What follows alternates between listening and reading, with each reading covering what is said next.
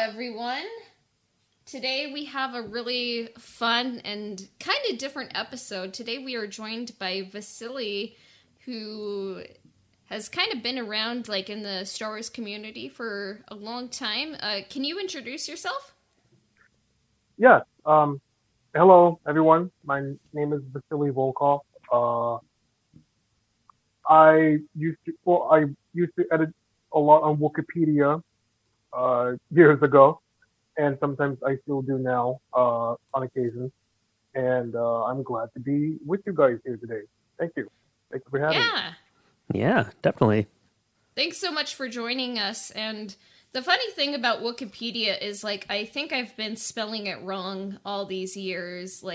So it has two O's and it has two E's, like Wookie, but just one K, That's right. Back in the days when I was in high school, we had a Star Wars club, Mm-hmm. My brother was in it.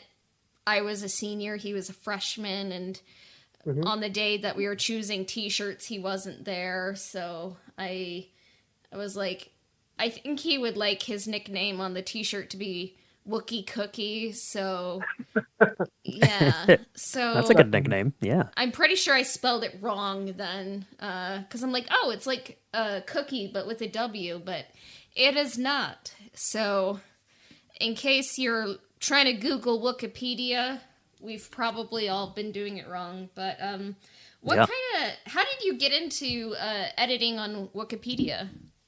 Well,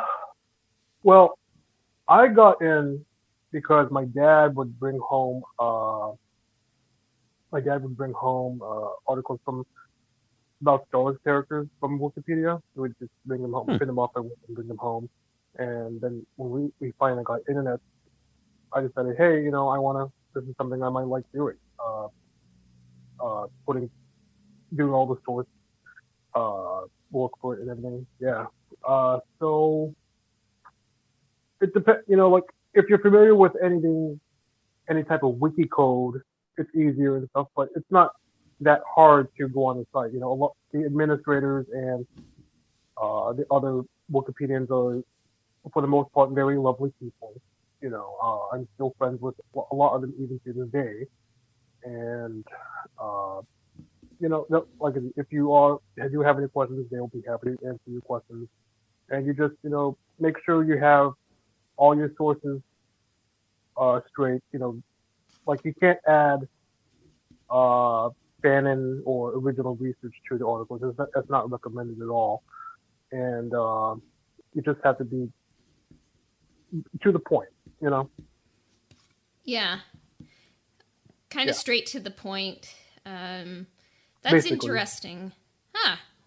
Yeah, I think that's why Wikipedia is such a valuable resource for people who are trying to get more back information, or people like us are doing a podcast, or if you're researching a book. There's not it's very fact driven, like this happened and and this happened. There's not a lot of fluff around it, so it's very direct, and I think that's why it is kind of the main source kind of for information regarding the Star Wars universe.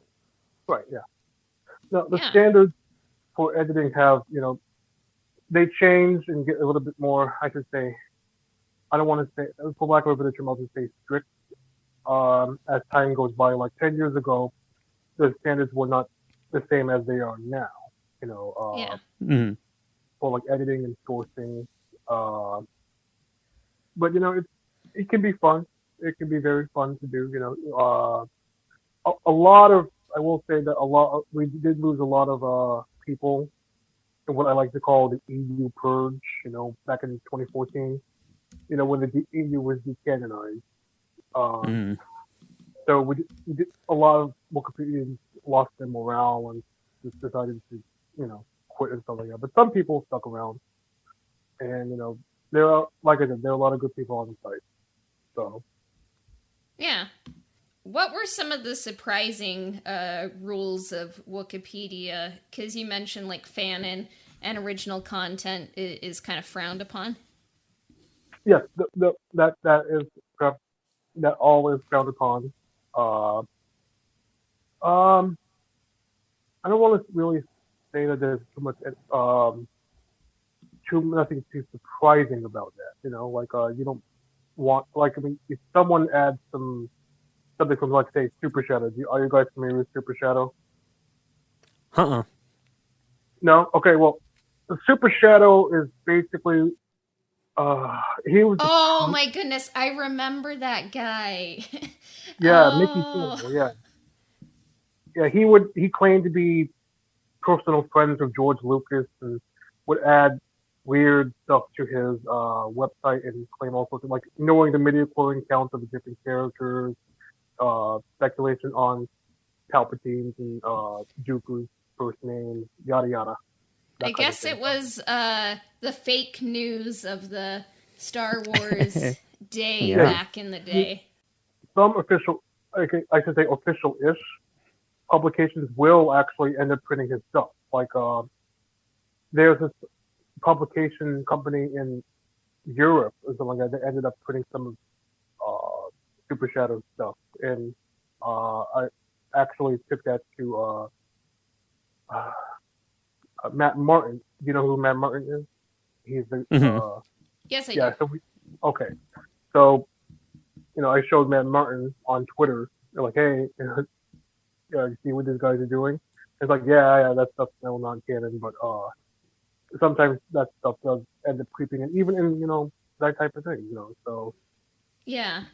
yeah, I mean that also happens in official stuff too. Like, for example, Kukruk's lightsaber design in the Micro series was based off.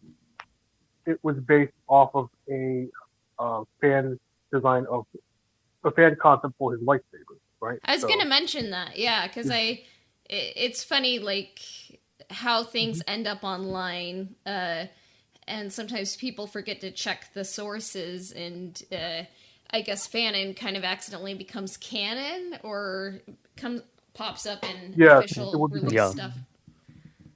Well, do you remember the complete Star Wars Encyclopedia? Yeah, I think I might actually have that over here. Yeah. Yeah. Most of the images in there come from Wookieepedia.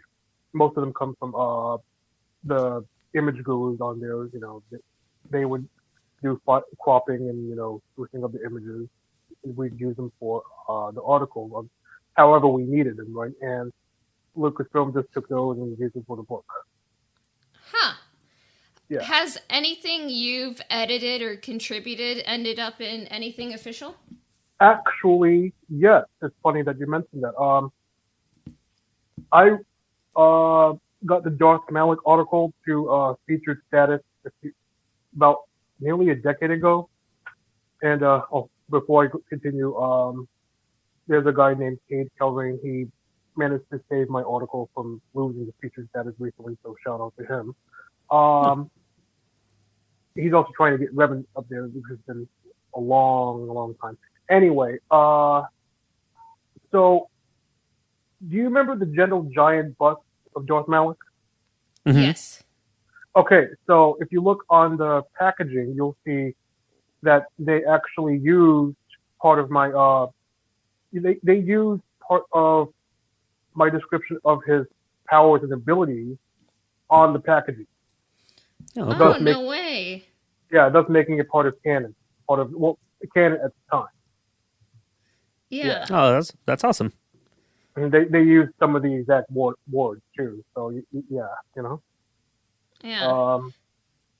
So that was my little contribution to canon at the time. Other Wikipedia or former Wikipedia staff, they made some bigger contributions, let's say. Like, for example, a guy named Jay Sarek, he was an administrator. He actually flushed out the Orbis and Sith alphabet.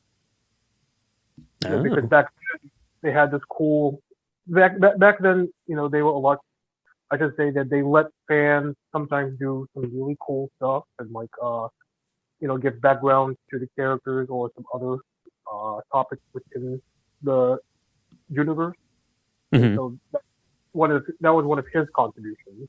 That's pretty cool. I mean, like, it's kind of our dream to accidentally kind of creep into, canon, but That's right.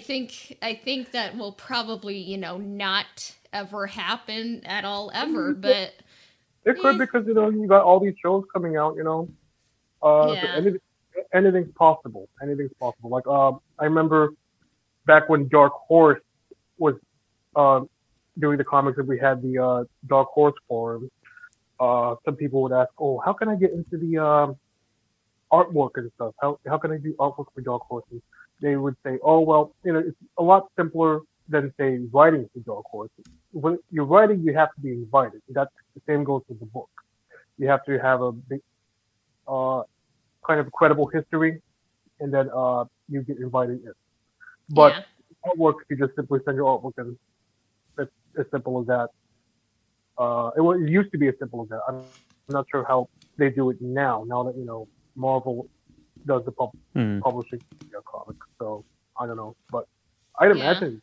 I do think just because of how the internet works, some people think some images are part of the public domain or not copyrighted or they are official. Sometimes like ship designs end up in comics by accident, but yeah. Oh, I'm sure that might be a problem. Like sometimes I'm even fooled by oh, is this an official image or something like that? And I have to double check it. And so yes, you do definitely have to be careful with that one. And that's why it's always best when you are editing a Wikipedia article to take something from the official sources only. From the comic, from the guidebook, whatever, Yeah. Mm-hmm. I have an English background, and it's just been fascinating to kind of see as the world kind of gets more social media and more the internet just kind of makes things easier to Google.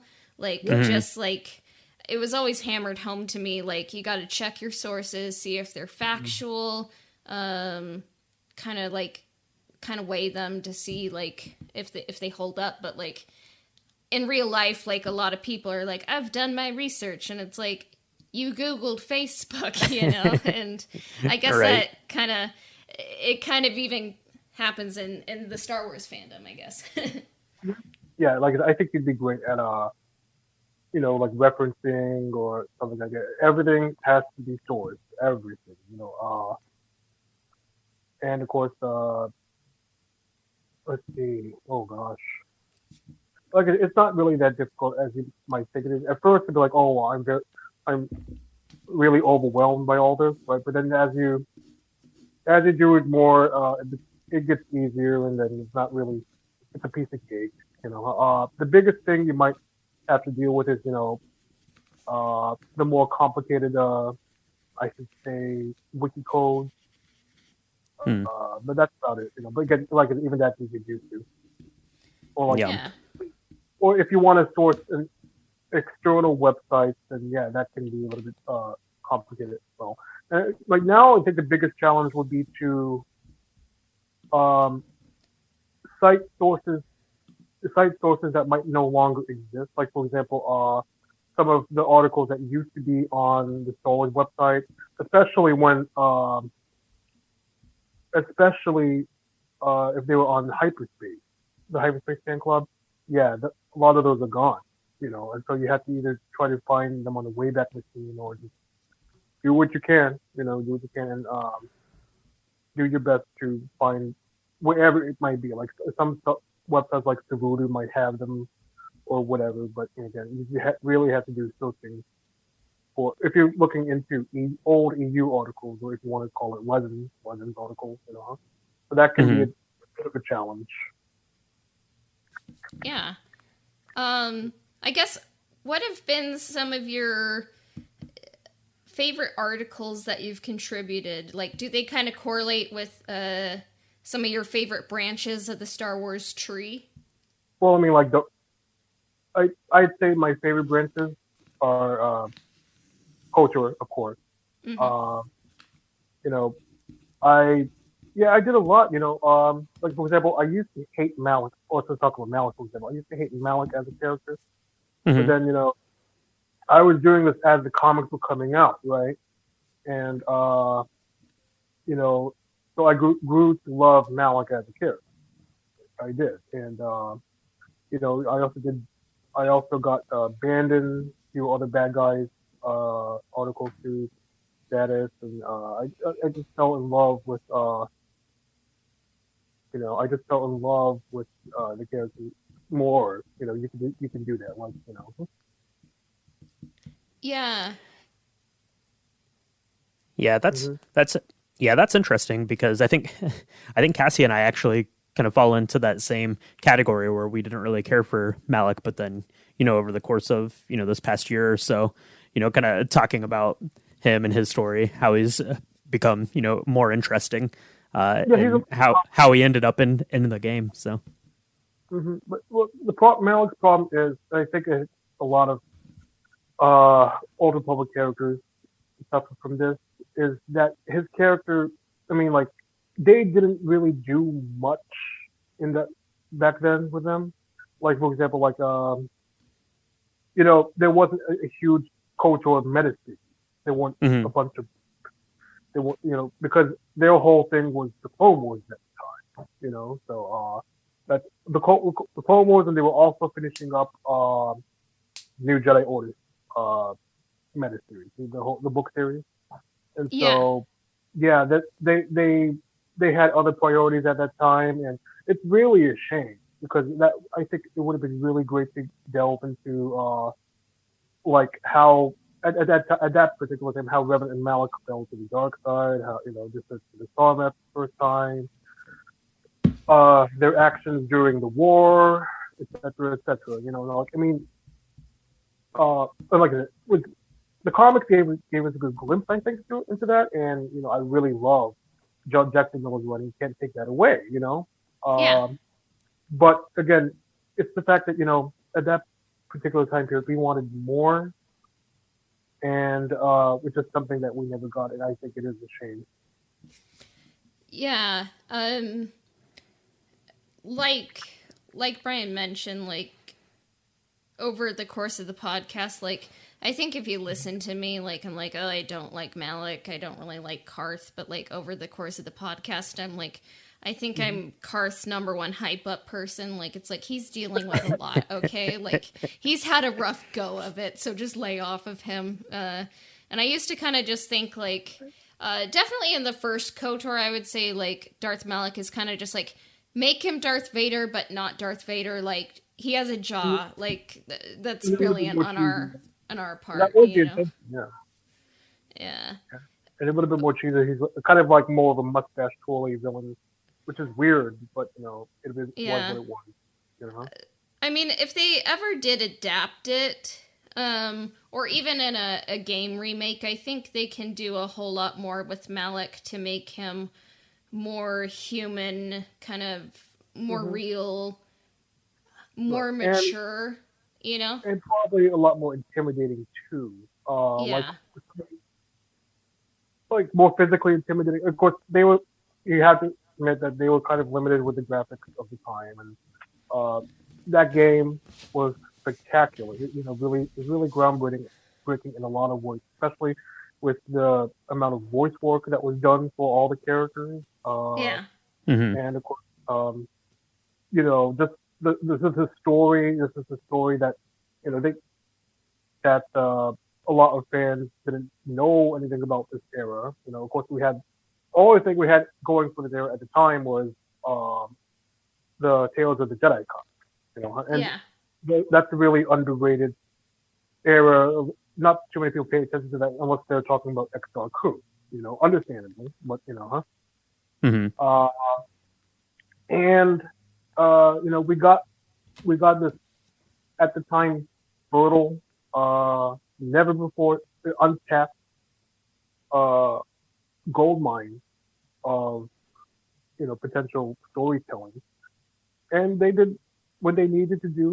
With Drew Karpyshyn writing the story and everything, and James well, I think it was James Olin. I think it's James Olin. Was the main director of the game, and you know, it was a really.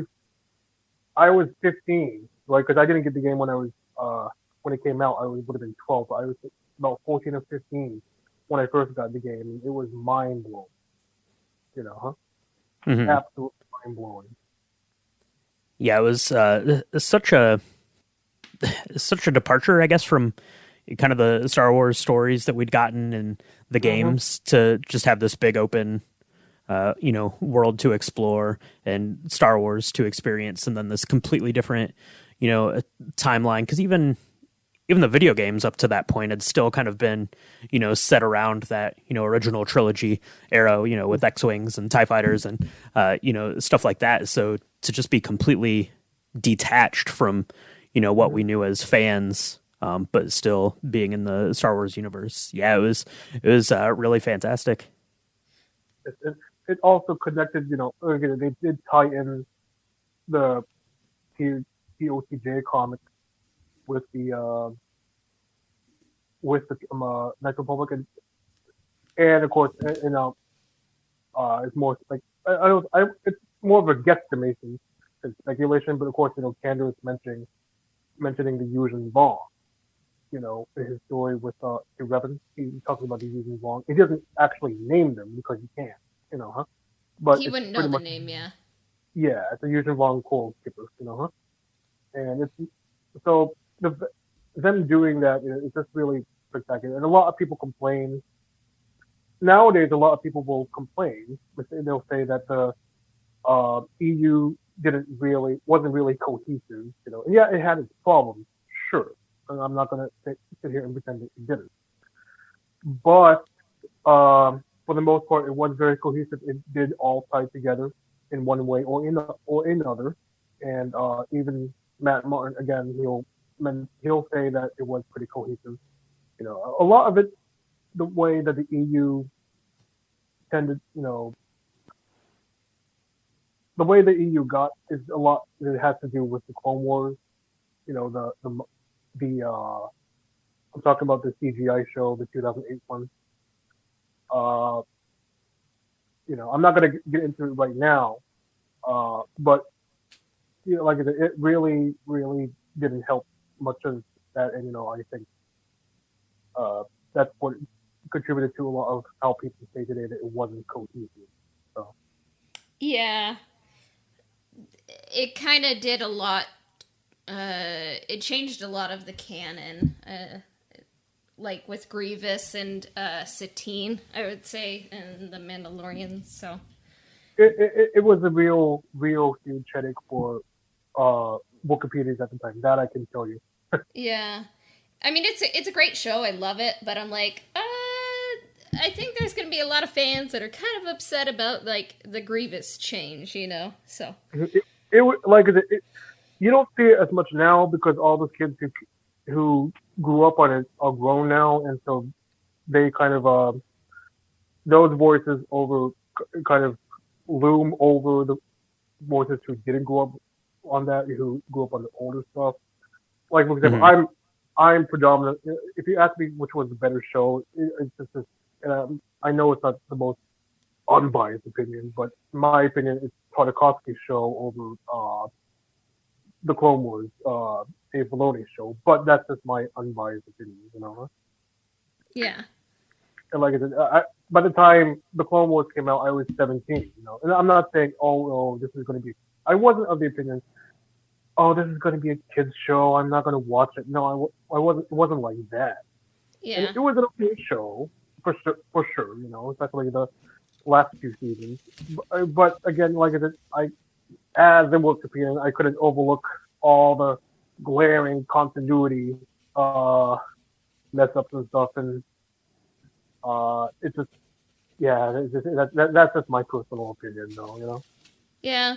I mean, I remember seeing the Clone Wars movie in theaters, and I'm like, it's not quite for me. It looks cool, but it's not for me, and that's okay. But once it kind of came to season 3, and I heard of the Mortis arc, and I'm like, oh, this is coming from George, and it's really tapping into mythology and Joseph Campbell. I'm like, oh, like I'm gonna have to watch this, and that's kind of what got me into the Clone Wars. Like I just kind of found the show. It was kind of finding its footing, and it has some really interesting takes, but it has been an adjustment, I think, for fans to kind of come to terms with the new Clone Wars and the new official canon, So. Mm-hmm.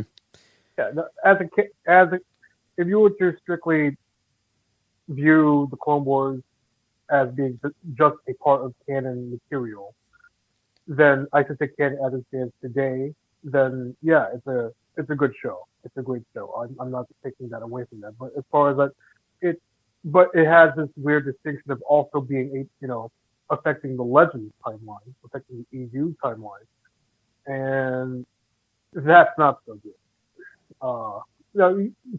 Some good spin-off stories did come out of it too. Like there's this one, I can't remember the name of it right now, but there's this one digest-sized comic. It features, what does it feature? Oh, no, it doesn't. But it actually connects. I'm going to have to send you the link later. But it connects events from the Knights of the Old Republic comic to the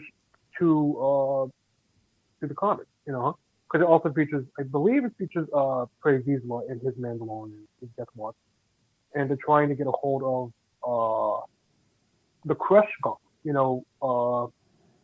Anyway, the Gauntlet. If you remember, Hazen in the comic, yeah, he would yes, he used the Gauntlet and it made him invincible, made him invulnerable. It was a gold gauntlet, wasn't it?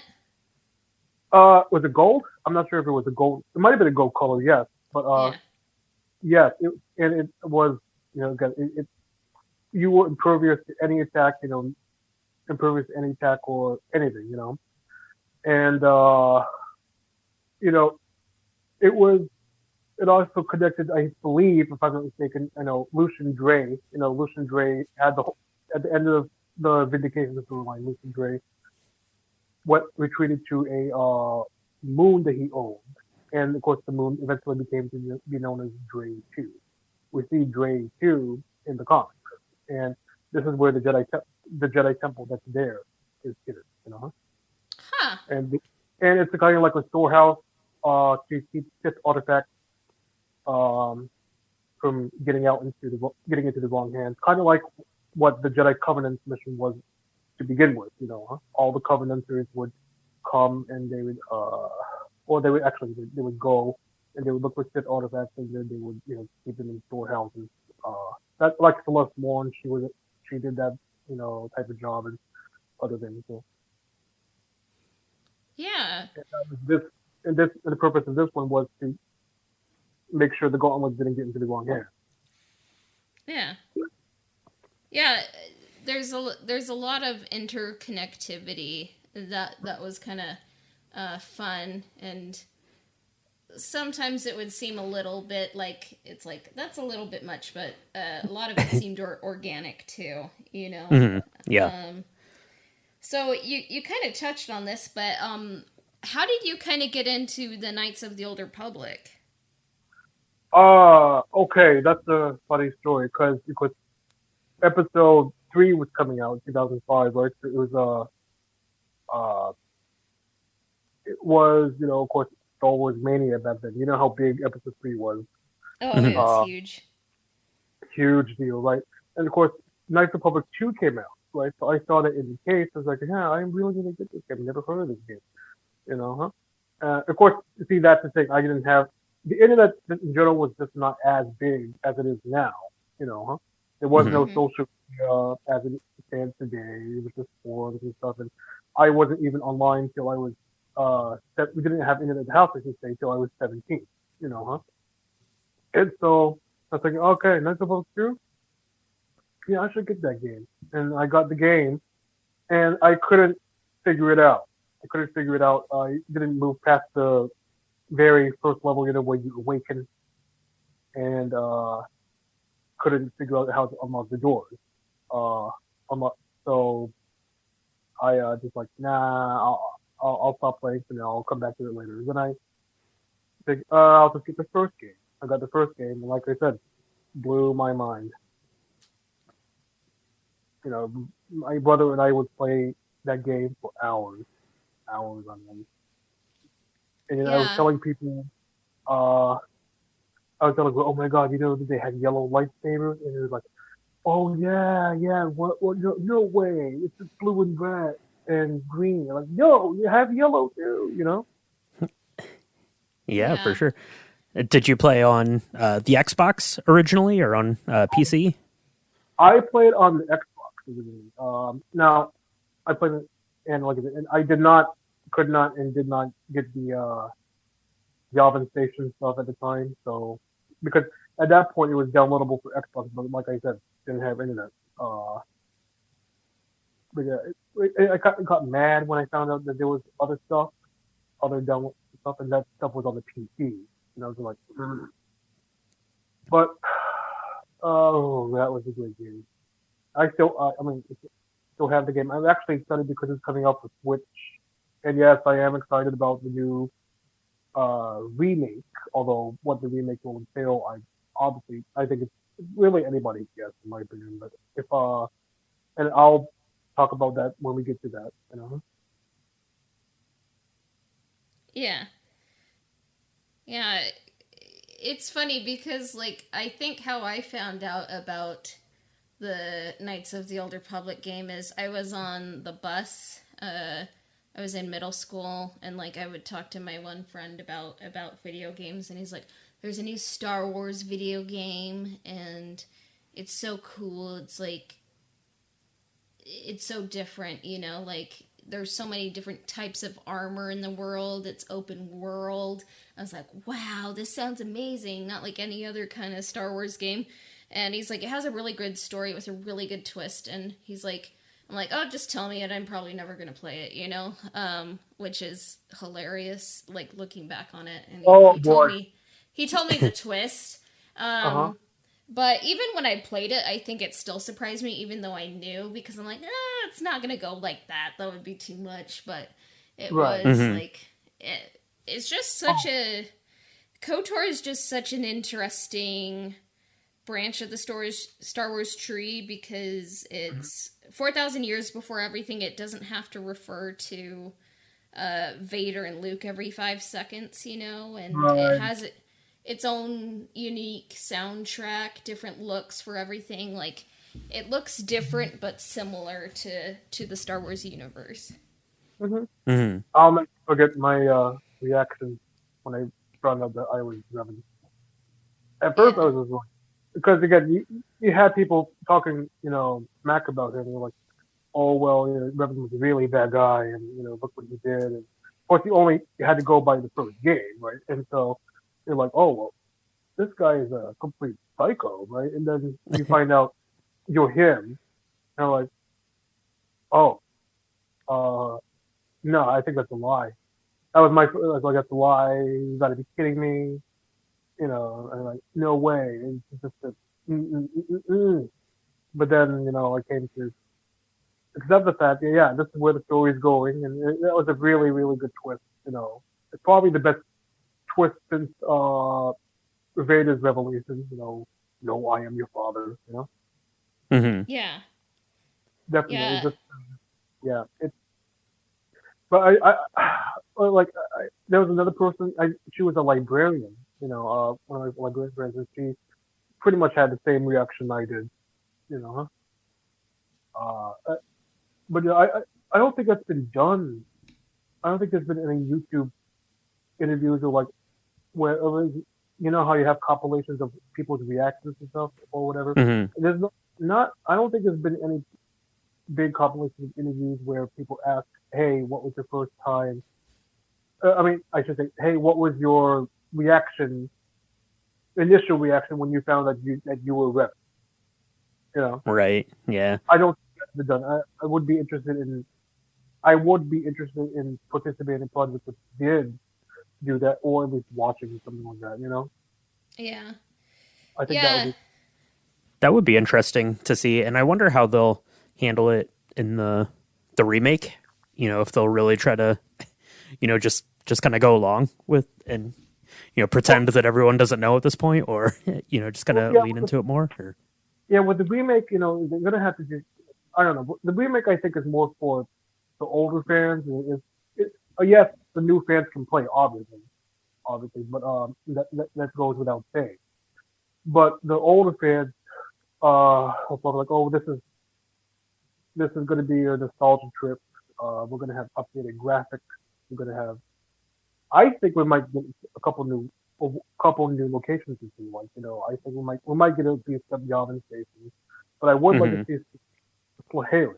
Do you remember Slaherin? Yeah, that was the one that got cut, right? Yeah, it got cut, and then it got placed as part of Gisela Bond's origin story. Uh, but yeah, and Slaherin will be very interesting, I think. And of course, you can also see Slaherin too in the Rakuten Temple trial on Dantooine. You go there and they ask you to the death. They ask you to put in the death giving planet, and one of them is volcanic, right? And that was supposed to be Slaherin. Yeah. I mean, we probably should do an episode, like, not much got cut out of Knights of the Old Republic, the first one, but... Definitely not as much as the second game, for sure. Yeah. It makes covering the second game kind of hard. Yes. Okay. I think the only other thing that was cut was, like, some of Juhani's dialogue and a couple other things here and there. Yeah. Like, Juhani was supposed to be able to tell you information on planets like everybody else. Well, except for Big Z. Yeah. And then, kind of playing KOTOR, like, who were some of your favorite characters? What were some of your favorite planets? Like, what did you love about KOTOR? Oh, how much time have you got? A lot. So. Good. Okay. Oh, well, all right. Well, I actually do have, it's not kind of a system, like for the RPG, parts of the game, with all the stats and everything.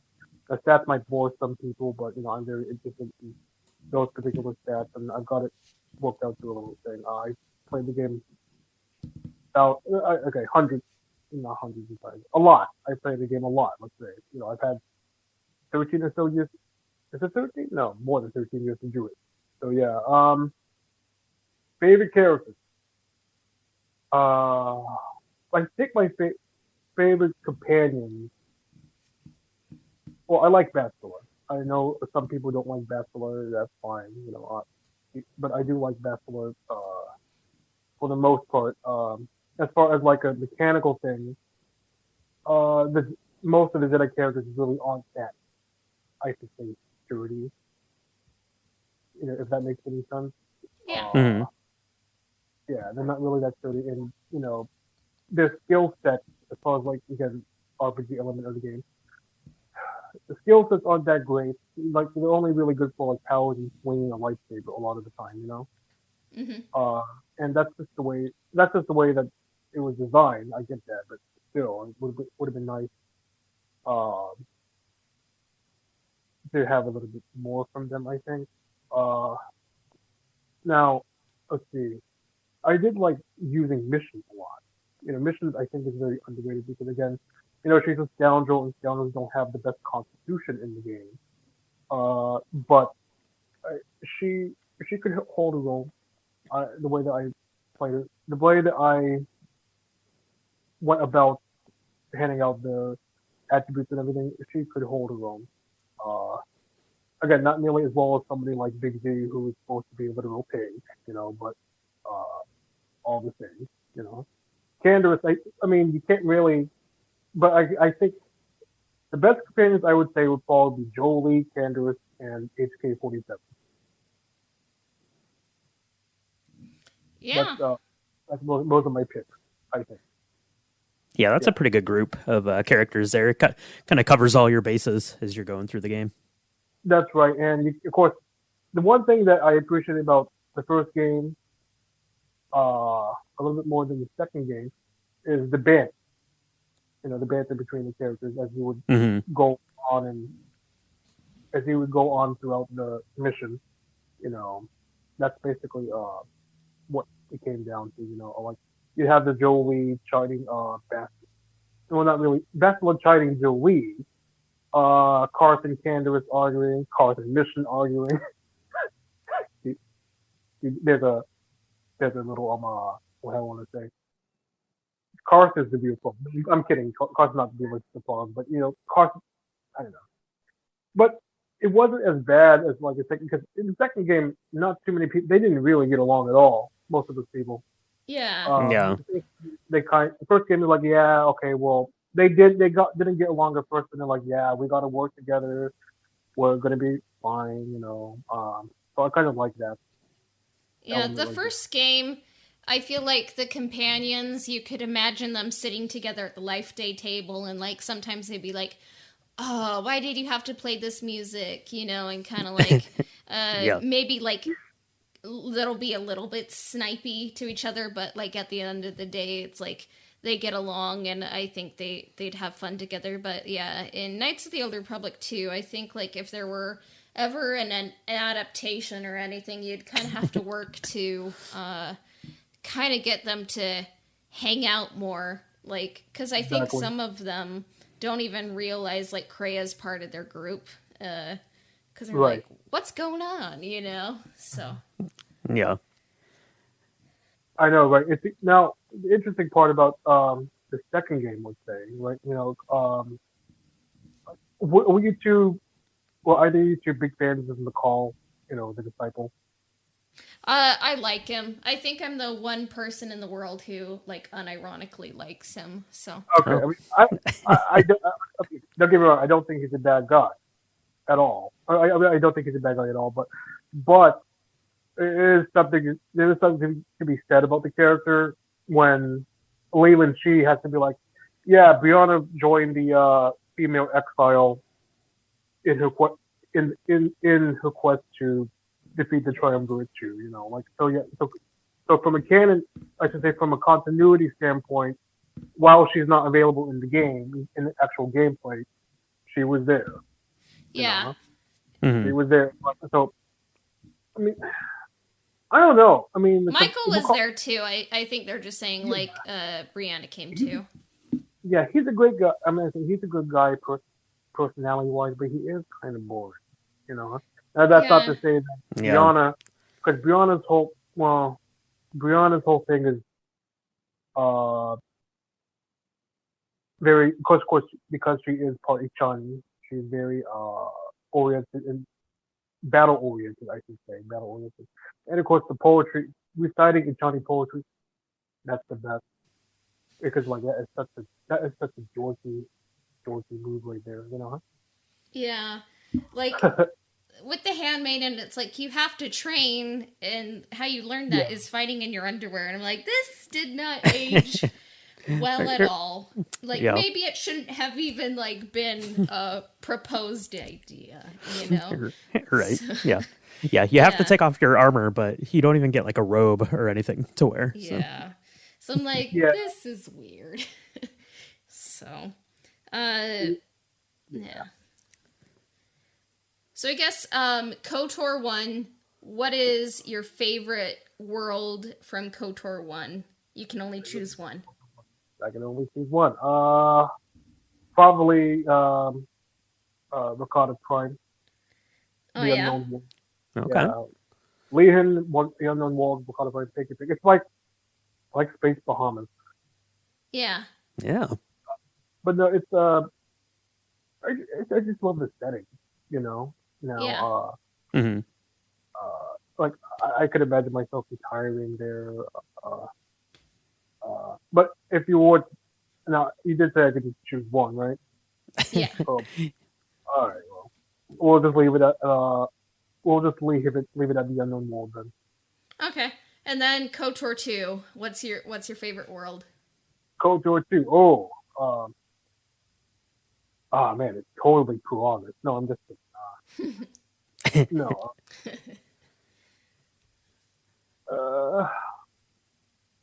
I'm probably gonna have to say.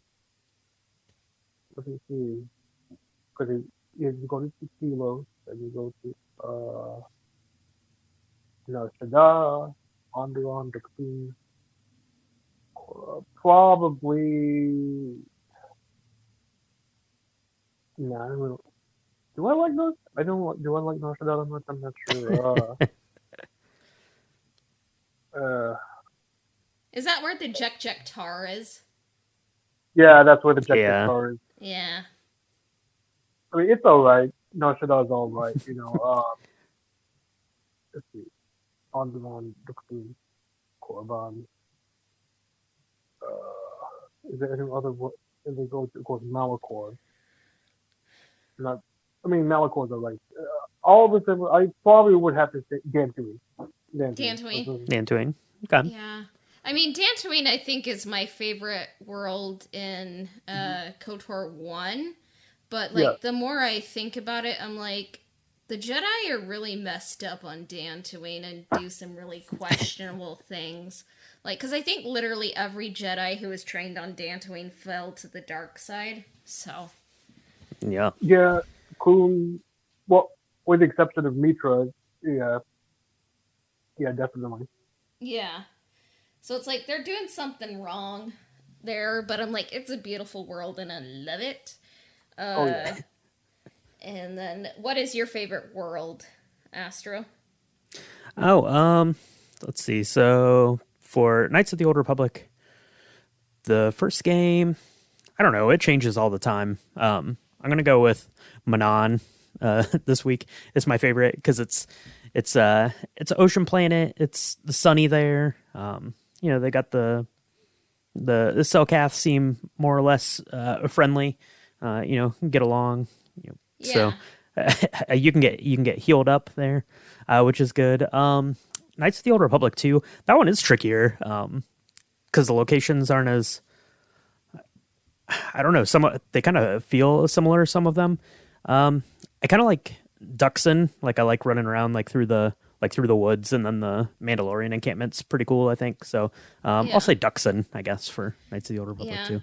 I guess, is Duxon part of Onderon, or is that kind of different? I always kind of lumped them together. I'd say yeah, because Duxon is Onderon's moon. So. Yeah. So you go in and then Colonel Tobin blocks you, and then Well, that's true. Yeah. Onderon's pretty cool though, because it has the big tower and stuff. It has kind of an Italian Venetian kind of feel to it. So yeah, I'll stick with that. Yeah, that sounds good. It does have Queen 2. Queen 2 was pretty cool. Yeah. Mm-hmm. So the $1 million question is, what are you looking forward to in the remake? What are your thoughts, hopes, and dreams? Well, a remake or a remaster or anything like that. I had been really wanting that for years. Just I am definitely going to get updated graphics for sure. Updated graphics, especially with the robes. The robes in the second game were more in line with the robes that we normally associate Jedi with than the robes in the first game. I personally love the combat system. I have no problem with the combat system in the original game, but given it's 2021, going to be 2023 when it releases, they're going to update the combat system. I'm not sure with how or with what. Some of my buddies suggest maybe have it more like Ghost of Tsushima, which I haven't played. Yeah, or Final Fantasy, the Final 7, Fantasy the remake, I'm guessing. Something like that. God of War kind of combat system might be nice too.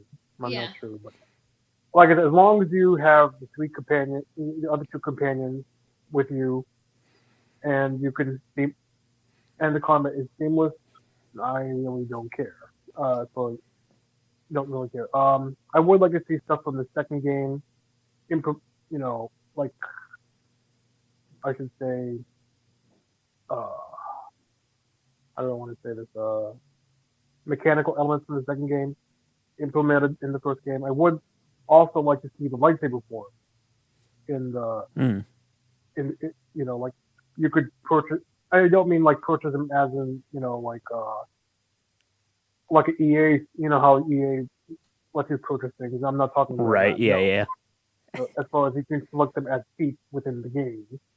Yeah. Like a skill tree kind of thing. That would be nice. And maybe no level cap, or either no level cap, or the level cap gets to like 50 or something like that. That would be pretty good too. Like in the second game, like I say, in the first game you only had the level cap 20, which is achievable. In the second game, you have a level cap 50. Yeah. So I think a higher level cap would be nice as well. So you can get more seats and more like more purchasable seats, like you said, and do more stuff with the seats that are already, like for example, conditioning, toughness, critical strike, etc., etc. Dueling, and now, what? Let's see, what else is it? Now the voice work's going to be a little bit tricky, right? Because most of the voice actors are still with us, but some of them are not. Like for example, John Feigen to voice Pandorus, or Robin Sachs to voice Saul Karras, they're no longer with us, so they can't, obviously do any more voice work for those characters. So if they do decide to do any more voice work for those characters, I hope they find people that, can really, I should say, that can capture the essence of those characters very well in a similar, or maybe even better manner than Feigen or Sachs could. And I hope they do it justice. Is basically what I'm trying to say. Yeah. Mm-hmm. I mean, I think like they've hired some really good talent and they're professionals. Like, I don't think they're gonna do anything to tarnish the crown jewel of KOTOR. No. Like, they're not gonna just like disregard it. Like, I get the feeling like Disney Lucasfilm really appreciates KOTOR and only wants the best for it, and I'm looking forward to updated graphics, like updated robes, like because the robes in KOTOR are kind of atrocious. Yeah. Yeah. That the PC, the play, the PC gets a voice of their own too. Because now you had Rino Romano. He did do the voice. He technically did voice Revan in the first game. Although whenever he selected his characters, that's when it usually happens. Like in combat, you could hear him yelling, or you could hear opening a door or something. Opening a door, picking a lock, all the other, planting a mine, stuff like that. Or of course, that's a very dorky thing. He said the only thing you can hear him say is "that hurt I bet" or something like that.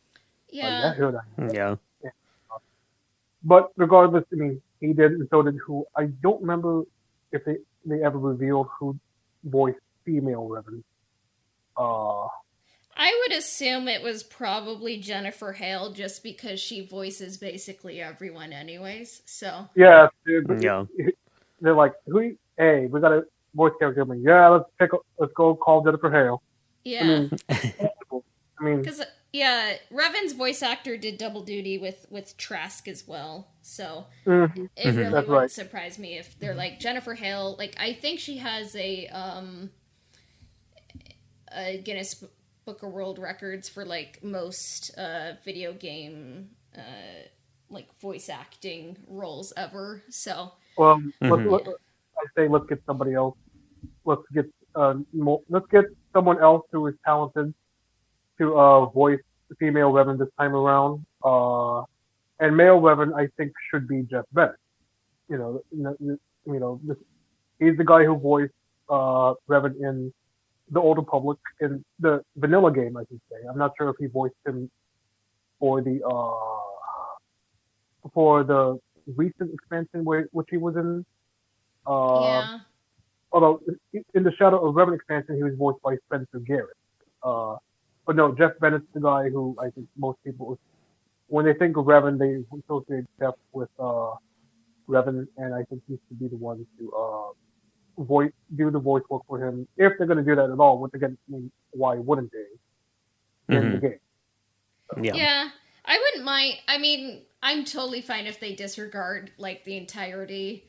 Well, not the entirety, but like the Revan stuff and like kind of their connections to Knights of the Old Republic and the Old Republic seem a little bit tacked on. I would have rather had like a KOTOR 3 and like had things resolved in their timeline rather than it feeling like a time machine was involved. Like to Can we talk about that very quickly? yeah. A lot of people do think that, oh well, hey, you want KOTOR 3, just play the game. Play the Old Republic, and you have KOTOR 3, 4, 5, 6, and other stuff like that because of the different storylines in there. And that's fine, but again, the developers of the Old Republic, when they first announced the game, said that it was intended to be more of a spiritual successor to, what did I say? I meant spiritual successor to the game, not an actual successor, And I like it. I love Rep. I love what Knights of Republic 2 did with his character because like Chris Avalon, he kind of didn't because at first I don't think he really wanted much to do with Star Wars and all like that, but then he became like the ultimate Revan fanboy, and of course did a lot with it. But then you have the Old Republic, and it really, really, I'm not going to say it did away with a lot of what made Revan interesting, or did away with a lot of the motivations for his turning to the dark side. Right? I don't think a lot of that just was retconned or anything like that. Like, but it's like it could have been so much more because you had the lead up to the potential lead up to the true Sith, and they were supposed to be. I've heard rumors of them trying to involve Sith deities or dark side deities in the game, and a whole bunch of cool stuff would have gone down in Knights of Republic 3, but we didn't get that because they just pinned it all on this one guy, on Vishen, and of course, how many times has Vishen returned? Like he's returned like a million times in the Old Republic. That does get old. Mm-hmm. And so just I think we definitely could have done more. And again, not everybody has a PC, or even if they do have a PC, they can't always play the game. So like I've never played the game. I've never played the Old Republic. Because I only have a little laptop. Mm-hmm. And I got that recently too. So just like, I mean, I'm aware of the basic storyline for sure, or anything like that. So I'm definitely not totally out of depth when talking about the Old Republic by any means. But like I said, I think a lot of it might have had to do with Lucas art and how, because near the end there they really they didn't do too well with releasing. I should say concluding I should say trilogies or proposed trilogies. Again, there was supposed to be Knights of Republic 3. I mean, then there was supposed to be Force Unleashed 3.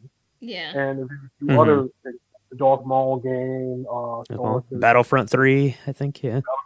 Yes. There was a whole lot of things that were proposed, but it never saw fruition. And it's a real shame. Yeah. But yeah, as far as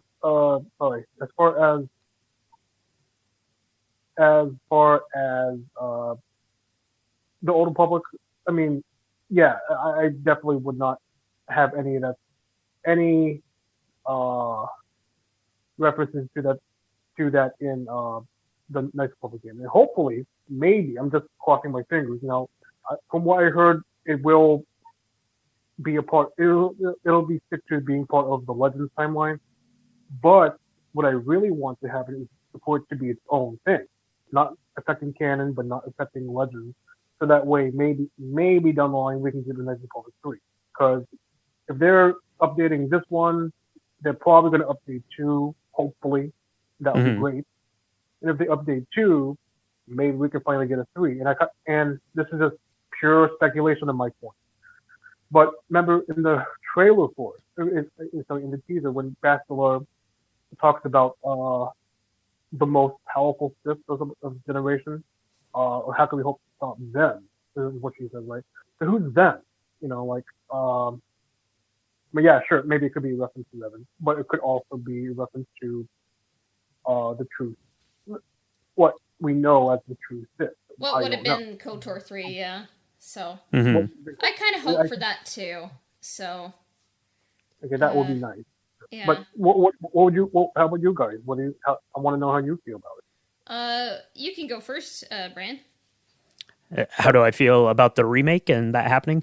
Yeah, I think that, especially since Aspire is doing it, and this is kind of their first foray into like a brand new game. They've only been doing, kind of ports, a lot of LucasArts ports and things like that. So I think that would make a lot of sense if they said to Aspire, say, you've made the ports of Knights of the Old Republic 1 and 2, do a remake for Knights of the Old Republic 1, do a remake for Knights of the Old Republic 2. That'll give you some experience in making a game from the ground up and, kind of all of the things that you need to know to do Knights of the Old Republic 3.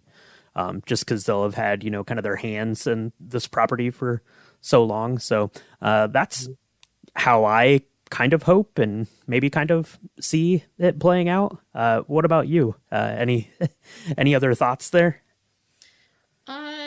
For me, like updated graphics, like I think we kind of talked about this in the KOTOR and cosplay episode, but I'm like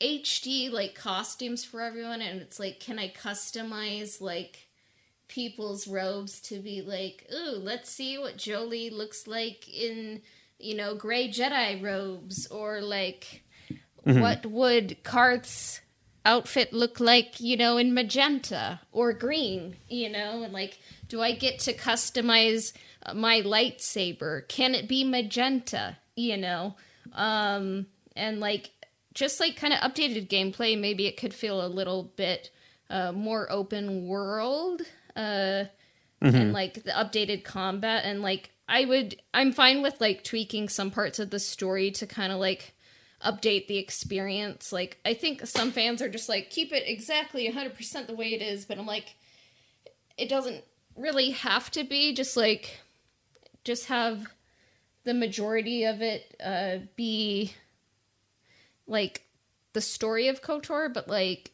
I think you'd be missing I think you'd be missing an opportunity to like kind of open the doors and like have more fans be into it if you keep it exactly the same. Yeah, those things are probably the most exciting, because the other stuff goes without saying. I'm very excited to see what the new updated environments look like, because they should look amazing. So imagine if there's a photo mode. Yeah, exactly. Being able to take pictures and seeing super high def 4K images of the tombs and Korriban and the Jedi Enclave and stuff like that. That stuff's going to be hopefully just breathtaking. I mean, if you think about how good like Fallen Order looks and how good Battlefront looked, and this is going to have I don't know, 4 years or whatever of development time on top of those. So that's gonna be gorgeous, especially on the PS5. Of course, I'm gonna have to save up to get a PS5 now, I mean, it is going to be a timed release, so I could go get it for the Xbox if I wanted to. I don't have either system right now, to be honest. But it's going to be it's definitely going to be an amazing experience. Imagine going down to Kashyyyk in the Shadowlands Yeah. Mhm. with a graphics. That's going to be amazing. Yeah. I don't even know why you didn't consider Kashyyyk. Kashyyyk is amazing too. No, okay, but it's alright. That's why we only let you pick one, because there's too many Yeah, good ones. yeah. The answer is yes. So, That's right. yeah. But, yeah, I'm just excited, like, for the fandom, like KOTOR fandom, to kind of be revitalized. Like, I mean, it's always been here, but I'm excited to see more fan art. I'm excited to see more edits, you know, like playlists, you know. Oh, the fan art can be what the the the stuff that the fans do can be utterly amazing. Yeah. You know? Yeah. And it would be cool to see more fiction, more YouTube essays, maybe even some competing podcasts that outdo us in every way possible. That would be fun. Yeah. The sky's the limit. There's not that many cultural oriented media, I should say, at all. Like, I mean, I was about telling Brian earlier, you know, about I was telling Brian earlier about a shit posting group on Facebook called Culture Kazakh Posting, and like it's got 23,000 members. But even so, it's still a very niche community, you know. Yeah. Culture, and it's not like, oh well, here everybody knows about it. No, not everybody knows about it, and unfortunately, especially on Twitter, it's gotten some bad press, you know, because you do have some gate. Well, not recently, I should say, but before that, before the announcement, we had some people. I think one gatekeeper was saying that you're not a true Star Wars fan if you don't know who Revan is, right?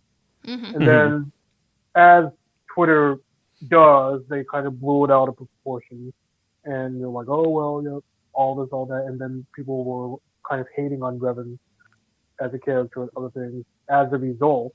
And it's not exactly the best press for our particular side of the fandom at all.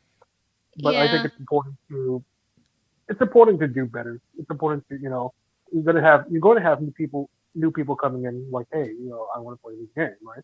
And so I think it's important to kind of guide them like, hey, yeah, you know, this is an awesome game. We'll show you the ropes. You know, it's important to be a very good representative of not just our little slice of the fandom, but as a Star Wars, uh,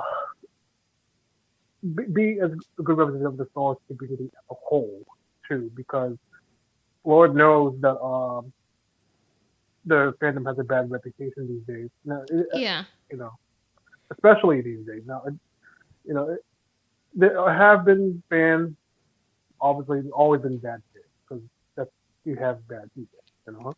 Yeah. But especially nowadays, where the voices can be amplified because of the internet, anybody can have a voice. Anybody can do this. So it's important to put more positivity out there. Yeah. I mean, Twitter's kind of a hell site, which is why I'm like, I think we have a Twitter profile for the podcast, but I'm never going to check it because I hate Twitter so much. So we so do. thank you, Yeah. Brian, for running that. You know, like That's right. plugging us. You know, I gave that's it right. the biggest endorsement I ever could. But That's right. Yeah. So everyone, go check us out on Twitter. It's at Old Republic Pod. yeah, so And you can connect with us on there.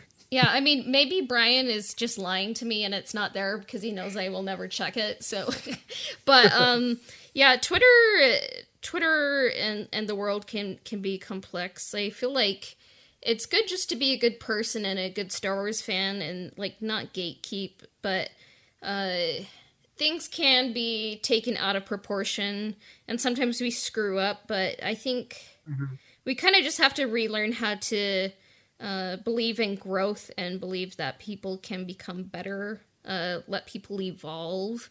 Like, you don't need to take one thing out of context, look at, like, kind of the whole picture, the whole person's character and patterns. Yeah, I agree. Reclaim nuance and introspection, but it's funny. It is funny because, like, sometimes I get gate kept I don't know if that's the proper, word, but like some people Yeah. are like, yeah. And it's like, I love Knights of the Old Republic probably way too much, and it's like sometimes people like quiz me on it and like I might not know like what kind of blasters, the Sith troopers have, but like I don't think you can.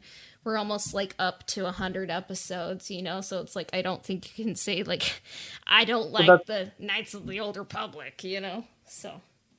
That kind of that stuff right there. That's just childish. Like, oh well, what kind of thing? No, that's just and so I really thought if that happened to you, really sorry about that, but that's just stupid. That's just really stupid. Yeah, Knights of the Old Republic is for everyone. Darth Revan is for everyone, and you can love the classic game and like look forward to the new game. Like, we don't need gatekeeping, like. That's right. Yeah. Yeah. Exactly. Yeah. I mean, woman, like I should say, female Star Wars fans get a lot of gatekeeping done against them. I should say. Yeah. Not a big fan of that. Like if you say you're a fan, then hey, you're a fan. If you say you like, if you're, like I should say, like I said, you've got 100 episodes of a podcast about a very niche thing. You're a fan. I mean, come on, Yeah. And you'd be a fan. Hey, I play the game, So you're just as much of a fan. I think that should be respected, but unfortunately you're gonna have a lot of idiots out there, unfortunately. And Yeah. it's just very unfortunate. But yeah, just whatever you do, just don't let that discourage you. And I'm pretty sure you're not the type to be discouraged by fan opinions or whatever, Yeah. I mean, you just have to pay attention to cultivate and amplify the positive sides of the fandom, and there will always be kind of like those people like kind of nitpicking or kind of being trollish, but you don't have to engage with that, and you just move forward. So yeah. Yep. Exactly. So, yeah. It's been fun, Vasili. Where can everyone find you? Well, I actually have a group. It's called Star Wars History Tandem of the Force. I will give you a link to the group later on. And again, that's Star Wars History Tandem of the Force. Yes, that's a Latin name. It basically means dispute. It's a very ironic name because there's little to no dispute in here at all. It's more oriented for, veteran Star Wars fans, people who've been in the fandom for a while. And I try to, me and my fellow admins do the best to, do our best to ensure that there's no toxicity in there. Now, granted, yes, all of us have our different opinions about the stuff like the sequel trilogy, but all about positivity. And of course, we do have so we'll share stuff from the new canon, of course, but it's a primary focus on the EU as well. But it's a little bit, I could say it's a healthy balance. It's a healthy balance of topics and discussions in there. I think right now we're at 268 members since I started last January. Okay. Yeah. And of course, like I said, I couldn't do it without some of my admins, like a guy named Trevor, a guy named Mason, a guy named Chris, Raul, Camden. They're all been helping me out, and they do a really, really great job, So couldn't be where I am without them. Yeah. And I think that's I think that's all I have really as far as shout outs and how to contact me and stuff like that. Of course, if you ever wanted to, I'm available on Facebook as well under the same name, or my Instagram. Huh? Yeah. Thank you for coming on and kind of telling us about more about kind of the Wookieepedia side of everything. And it's always just fun to talk to KOTOR fans because we're all kind of looking at this elephant, kind of in different ways. So sometimes we have similar opinions, sometimes they're different. So that's always fun. The world would be boring if we had the same opinion. But but thank you guys for having me. Thank you so much. There is one other person I would like to that I would like to shout out. And you could probably introduce him too. He's the guy who runs the Wookieepedia account on Instagram, Robert Pierce. Okay. He's an administrator on Wookieepedia, goes by Master Frederic. Okay. But yes, I'm not, and he also works for Disney as well. Really stand-up guy. Yeah. Awesome. Yeah, we'll have to keep our eye out for all of them. So yeah, thank you very much for joining us today and talking Wookieepedia and talking KOTOR. Yeah, thank you for having me. Anytime. Yeah. May the Force be with you. May the Force be with you too as well. Thank you.